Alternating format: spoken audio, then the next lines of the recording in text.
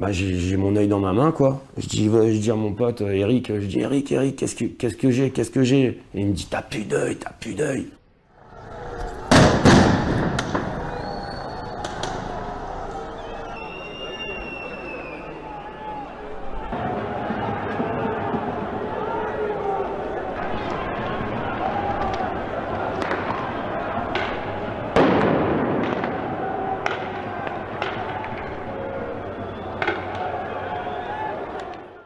Arrivé un moment, ben, j'ai dit ouais, faut qu'on se barre parce que là ça commence à péter.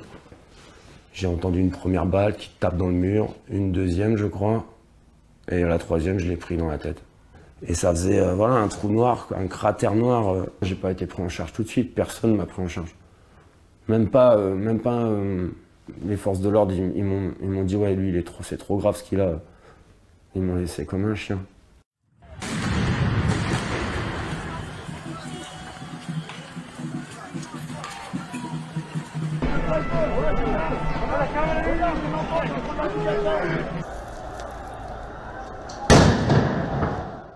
Le chirurgien qui m'a, je le remercie, hein, il m'a fait un bon boulot quand même.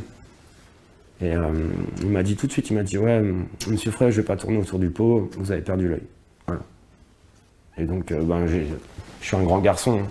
Donc j'ai pleuré comme tout homme l'aurait fait.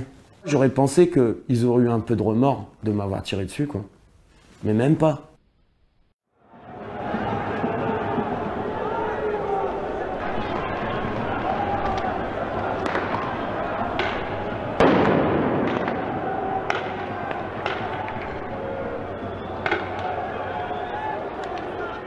Ma meilleure amie m'a cru morte sur le trottoir. Elle est traumatisée à vie.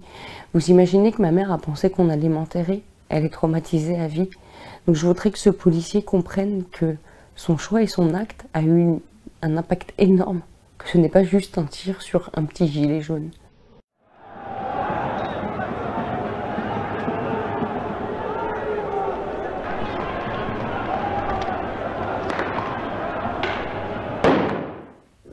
Là ça va, mais quand je me suis vue la première fois dans le miroir, j'ai pleuré. Je me suis dit, qu'est-ce que tu vas devenir? J'avais le visage complètement déformé, qui ressemble à rien, et je me suis dit, comment tu vas vivre comme ça? Je pensais pas qu'on pourrait me réparer correctement, mais ça a été atroce. J'ai passé une semaine à me demander s'il fallait pas que je disparaisse, limite, quelle vie j'aurais, quoi. Et humainement, je n'ai rien fait. Je n'ai pas insulté de policier, j'ai juste marché dans la rue pour manifester. J'étais clairement visée et tirée dans le visage. C'est pas une balle parce que j'étais assise et je m'en suis pris une, non. C'est un policier qui a décidé de me viser, de me tirer dans le visage. Je suis plus moi-même, j'étais quelqu'un de très coquette, qui se maquillait, qui prenait soin d'elle, faisait ses ongles, tout ça. J'y arrive plus, je mets même plus de bijoux, donc voilà, faut que... À 34 ans, c'est comme s'il fallait que je réinvente une nouvelle Vanessa.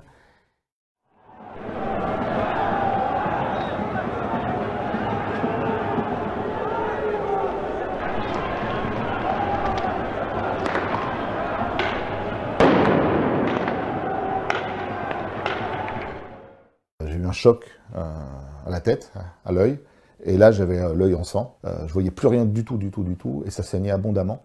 Et pour moi, j'ai dit, l'œil il a éclaté, quoi.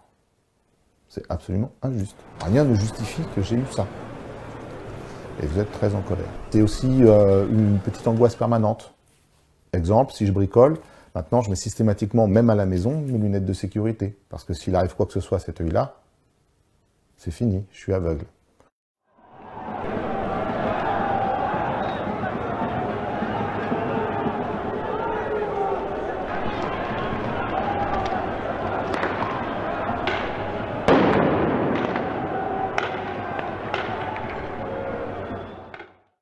Il y a quelqu'un qui s'approchait de moi dans le couloir des urgences, il a soulevé ma paupière de l'œil gauche. Et c'est là que j'ai compris que c'était grave parce qu'il a, en fait, il a appelé, il a hurlé, on le prend en charge tout de suite. ITT, arrêt de travail, impossibilité de conduire pendant 6 mois, le temps que ça s'habitue. Visite à l'hôpital toutes les 2 semaines. En fait, non, en gros, c'est bah, c'est assignation limite à résidence, quoi. Même si j'aimerais encore être dans la rue, bah, je peux pas forcément. C'est pour ça que moi je considère qu'on m'a retiré mon droit de manifester, c'est parce qu'on m'a rendu dépendant de soins. Comme énormément de personnes blessées, mutilées, qui n'auraient jamais dû... ça aurait jamais dû arriver. Il y a des prises de conscience temporaires. Il y a des moments où on est assis sur une chaise tranquillement, puis là pendant 10-15 secondes, on va être lucide, on va se dire « Ah ouais, j'ai perdu un œil ». Et c'est à ces moments-là précisément que soit ça passe moralement, soit psychologiquement la journée elle est dans les chaussettes.